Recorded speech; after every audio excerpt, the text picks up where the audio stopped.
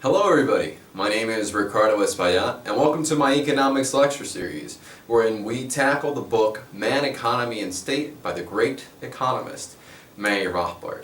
In the last section we talked about the first implications of the concept of human action. The concept of human action, just to remind you very briefly, states that human beings act in order to obtain an end. In other words, human action is purposeful behavior or behavior towards an end. And the first implications that we derived, just to name them off really quick, and if you want more details I recommend you to see the previous video, is one, only individuals can act. The individual only acts if he thinks he can achieve his goal, if he's capable of doing it. The individual is faced with an environment, and with his ideas, he knows that there are certain things that he can change and certain things that he cannot change. The things that he can change in order to obtain his ends are called the means, and the things that he thinks he cannot change are called general conditions, such as air being right now. He could change that, but air is a general condition, the earth spinning around the sun, etc. And then we learned that time is present in all of human action, and that gives force to a scale of preferences that individuals act in order to obtain the most highly valued ends, and the more means they have, the more ends they can satisfy, and that the future is uncertain. I know that was a lot of things that I just said right now, and a lot of implications. If you don't feel comfortable and you don't think that you manage all of them, I recommend that you see the previous video. However, those are the first implications that we learned, but today in specific we're going to focus on the further implications of the means. And remember that the means are the things in our environment or situation that the individual thinks he can change in order to achieve his desired ends. Now, let's get into a little bit of terminology that economists use, because you'll see how calling means goods will clarify and will help us understand more detail how the process of individuals obtaining their ends is satisfied. Alright, so the first thing to note, and the important thing to know, is that means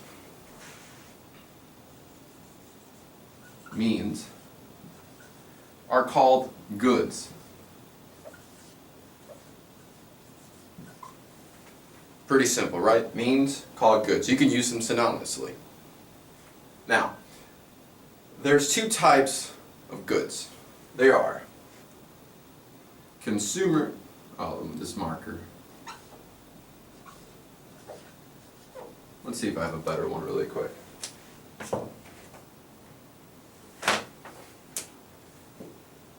There we go. Look at that power.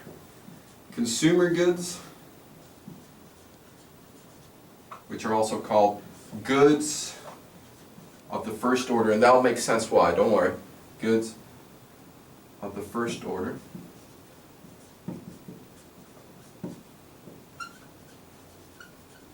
So that's one. And two, we have producer goods, which are also called factors of production, and goods of higher order. This order thing, don't worry about it so much, like it'll make sense as we progress through this section or this video. Alright, so we have the goods are classified into consumer goods, which is also named goods of the first order, like these two are synonymous, and producer goods, factor of production, and goods of the higher order. All of these three are synonymous. Now, what are they? Consumer goods are goods that directly and immediately satisfy your ends or your desires or your wants. For instance, a consumer good is a ham sandwich. Let's say that your desire is to eat a ham sandwich and to satisfy your hunger. Then the consumer good is a ham sandwich. It's an ice cream. It's eating out at a restaurant. It's listening to your favorite band, going to a concert. That's called a service too. It's not like a material good per se, like a marker, but it's still a consumer good. You're satisfying your end of listening to a EDM concert, a rock concert, whatever your music preference is. So consumer goods are directly serviceable goods. Directly and immediately service your desires, your ends. So that's what consumer goods are. And remember that consumer goods are called goods of the first order. It'll make sense why. Producer goods are goods that indirectly satisfy your ends, or they are indirectly serviceable means. For instance, in the ham sandwich, which we'll go into a lot of detail in analyzing the process of production of a ham sandwich, it'll all make sense. In a ham sandwich, indirectly serviceable means, or producer goods or factors of production, would include the knife necessary to cut the bread, would include the land necessary in order to, occupy your space and do the ham sandwich, the bread, the ham. These are producer goods. These are factors of production because they indirectly service your end of eating a ham sandwich. It's not like the ham sandwich is what directly does it, and indirectly the ham and the bread and the knife and your labor all indirectly service your means. So we got those definitions clear. Consumer goods, directly serviceable. Producer goods, indirectly serviceable means. Think about it, direct and indirect. Think about it that way. And of course, producer goods are called factors of production as well, and goods of higher order.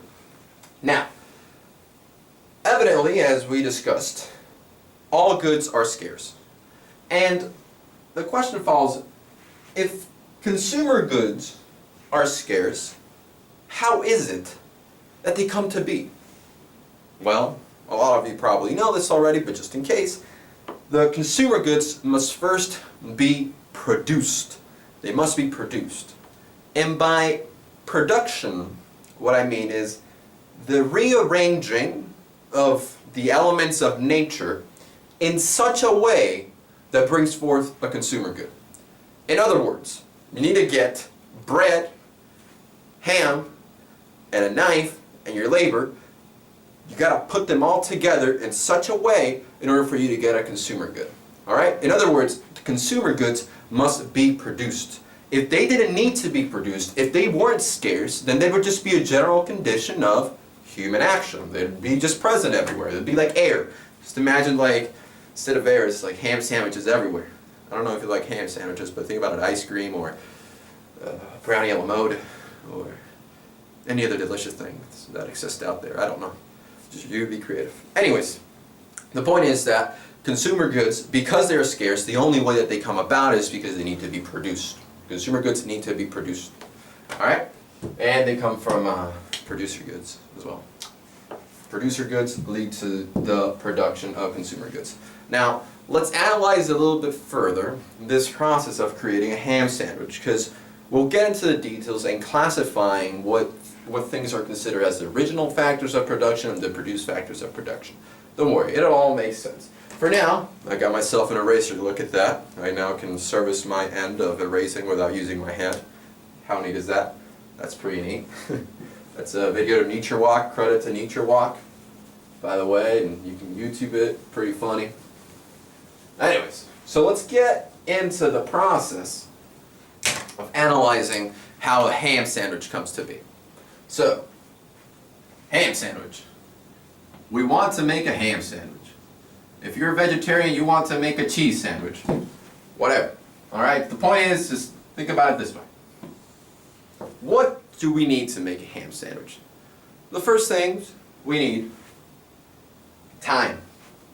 Time is present everywhere. We need time. Remember that time is always ticking. Apparently I said kicking last time. Well, it's ticking, I'm sorry, but if you want to think about time kicking, that's also funny. It's funny thoughts in life, hey? Anyways, so we need time, because like I said, time is the omnipresent factor of human action. It's always present, you can't avoid it, it's there. You need land, because of course you need the space where you're going to build the ham sandwich. Even if you're just confined to this, you need that space, you need land. Alright? What else do we need? We need bread.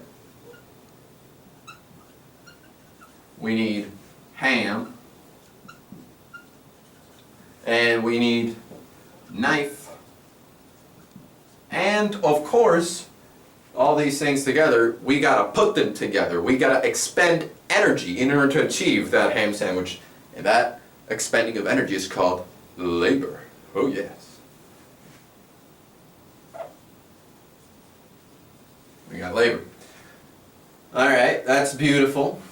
And we need one more thing, and I'll get a little bit into detail of that. We need the concept of how to do, or the technological idea of how to build, or how to create a ham sandwich. We need the technological idea, but Mary Rothbard calls it the recipe.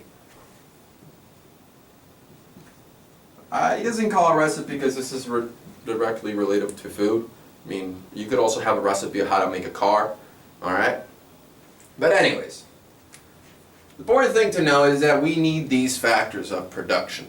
We need these producer goods in order to achieve we want to make our ham sandwich. I'm forgetting how to write ham, oh there we go, sandwich, perfect. By us combining all of this, it leads to a ham sandwich. Alright, but now, let's classify each thing. Alright, I'm going to delete this really quick with my handy eraser just to make it easier to understand. So, let's classify each individual factor of production into either original factor of production or produced factor of production. Because you can classify factors of production to two things: original factors of production and produced factors of production. Time is present all the time, and even though Mary Rothbard doesn't explicitly says this is an original factor of production, you might as well can call it an original factor of production, because time is just part of the universe. So anyways, we could call that original factor of production. Or we could just leave it there, whatever. Original factor of production. Factor, I'm going to put FP for factor of production because I'm feeling lazy. Anyways, land is also an original, I'm going to do OFP for original factor of production. How's that? You guys cool with that? OFP, you know, especially since English is so big on acronyms and it sounds so cool. Anyways, land is also an OFP, original factor of production. Is bread an original factor of production? No. Bread must first be produced from the wheat and etc. So this is, let's say, a produced factor of production, okay? And we're going to call that PFP. Alright, let me put it OFP, PFP. Anyways, the ham, that's also a PFP, or a produced factor of production. And the reason why that's a produced factor of production is because the ham must come from somewhere. Either if you're, again, vegan and vegetarian, it could be a soy ham, you know, I don't know, soy does wonders, I don't know how. Anyways, or from the pig, you know, it must be produced. It's a produced factor of production. The knife, evidently, is a produced factor of production because it must be, the steel must be first extracted, etc. And of course, labor, or the expending of your energy in order to achieve the ham sandwich, is an original factor of production.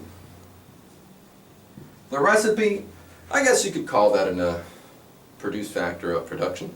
Yeah, it is. You gotta produce it. You gotta reason your way into how to make a ham sandwich. That difficult process. I wonder who was the first guy who was like, I'm gonna put bread and ham together and see how great it tastes. Kudos to you. Anyways, let's call that a produced factor of production.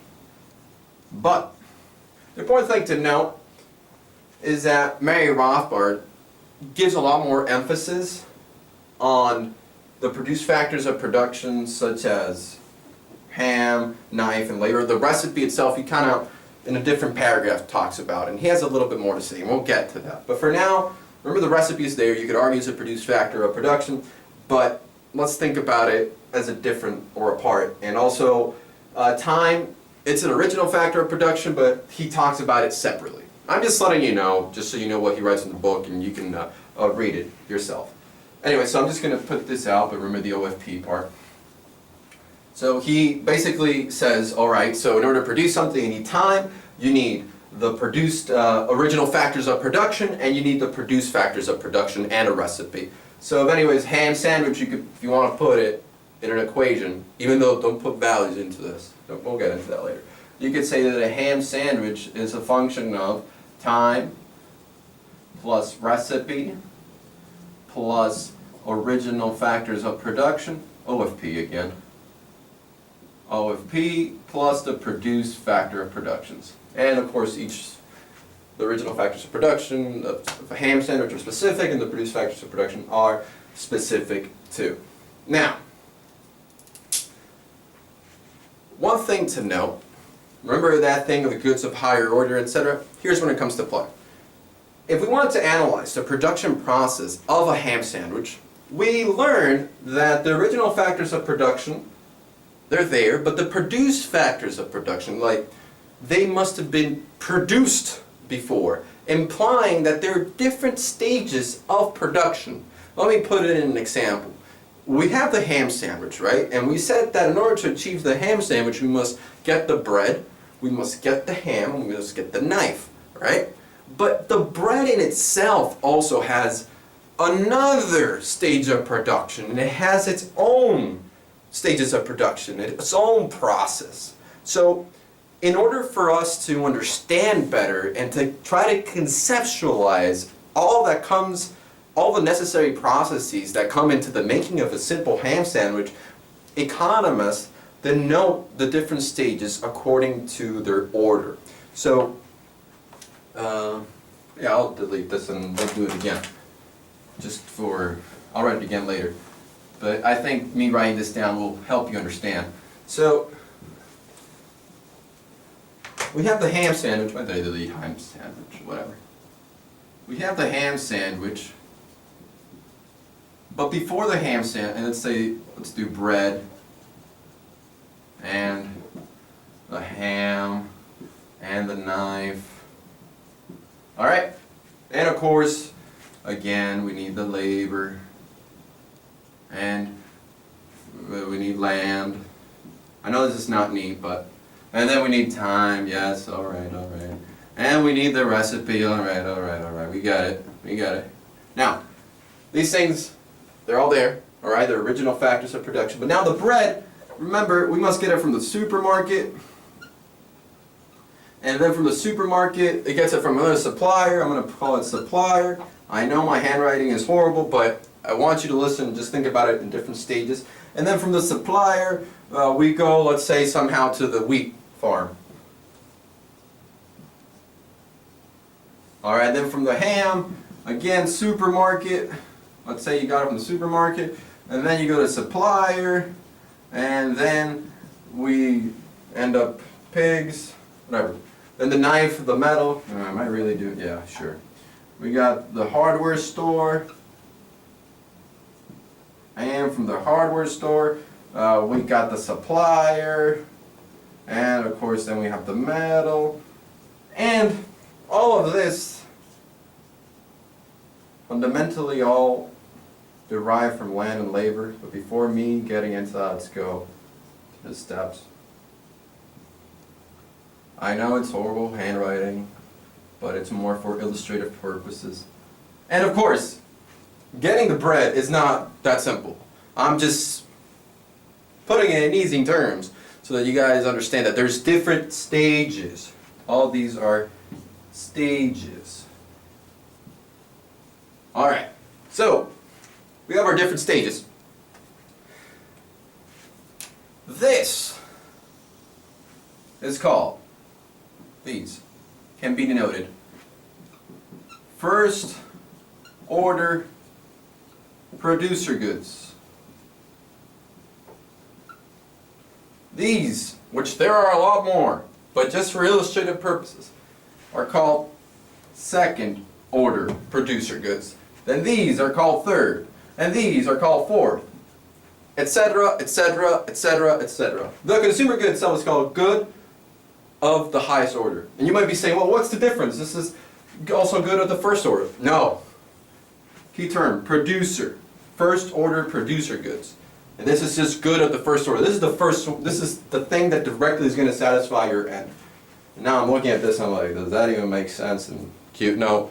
I understand that the handwriting isn't good, but you get the point. The main point to get out of this is that economists classify first order producer goods, second order producer goods, third order, fourth order, fifth order, sixth order, just to really emphasize the point that production is a process, and a process that requires different stages. Alright? Now, the important thing to note also is that the highest order producer good must have originally been land and labor. The reason is because if you want, in order for you to produce a capital good, which by capital good I mean produce factor of production, because remember original factors, produce factor of production is also called a capital good, but I'll explain it more later. Anyways, in order for you to get a produce factor of production, also called a capital good, important, produce factor of production equals capital good. Produce factor of production equals capital good. In order for you to get your capital goods, you need to use land and labor. So if you were to go back in the stages and go back in time, originally there was this one guy who had land, and with his labor he pulled off a stick from a tree and started doing whatever he wanted to do. That's the important thing, is that the original factors of production precede the produced factors of production. In order for you to get a produced factor of production, you need land and labor. Therefore, that's an important point. So, with that in mind, we got to remember that just having these producer goods, it's not good in itself. We need the idea how to make a ham sandwich. But the cool thing about ideas, or technological ideas, or recipes as Mary Rothbard calls them, is that usually once you learn a recipe and you know how to do it, it's an unlimited factor of production that says that you no longer need to produce the concept of how to do it. You know how to make a ham sandwich. If for some reason you forget how to do a ham sandwich, then unfortunately you will have to go through the process of once again learning how to make a ham sandwich. Whether or not that's good or bad, well, I would say it's inefficient. So, hopefully this makes a lot of sense. And, oh, I like this diagram. Yes, I like this diagram, because now I'm going to get to my next point. The important thing to realize, now that we understand what the produced factors of production are, which are also called capital goods, and what the original factors of production are, which are land, labor, time, recipes produced, recipes produced, is that the value of the ham sandwich, is derived from the fact that the ham sandwich serves or helps us obtain our end of eating or a ham sandwich and satisfying our hunger. Therefore, the value of this consumer good, the ham sandwich, comes from the fact that it directly satisfies our end of eating a ham sandwich. The reason why we value the bread, the ham, and the knife is because we value the ham sandwich. Ultimately, what we value the most is our end. Our end is what determines what we value. Alright? So, we value the ham sandwich, therefore we value the bread, the ham, and the knife. And therefore we value the supermarket. And therefore we value the suppliers of the wheat, the suppliers of the pigs, the supplier of the metal. And therefore we value the wheat farm, the pig farm, the metal farm, I guess. Don't know what the term is. You guys tell me. The metal farm, or the mine. Yeah, the mining. Yes, it's the mine. Duh. And therefore, we value the land and the labor necessary to make the wheat farm, to make the pig farm, to make the metal mine. The important thing to note, let me just delete this here, is that value, the value of these goods is derived from the ham sandwich. Alright? These goods are valued because we value the ham sandwich. Alright, value. If we no longer value ham sandwich, because we learned that ham sandwich, the specific combination of bread and ham, gives us cancer, you're sure to know that supermarkets might not lose that much value because they sell other things, but the supplier of wheat might suffer, a loss in value. The wheat farm might suffer loss in value, and so will the pigs, and etc. The important thing to note is that if you want to think of value as a car who's driving, is the consumer good. The consumer good determines the value of producer goods. That's a good way to put it.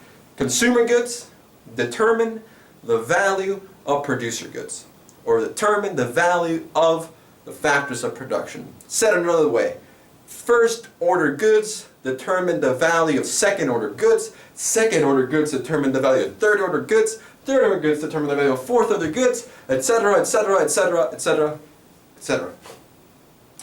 Now,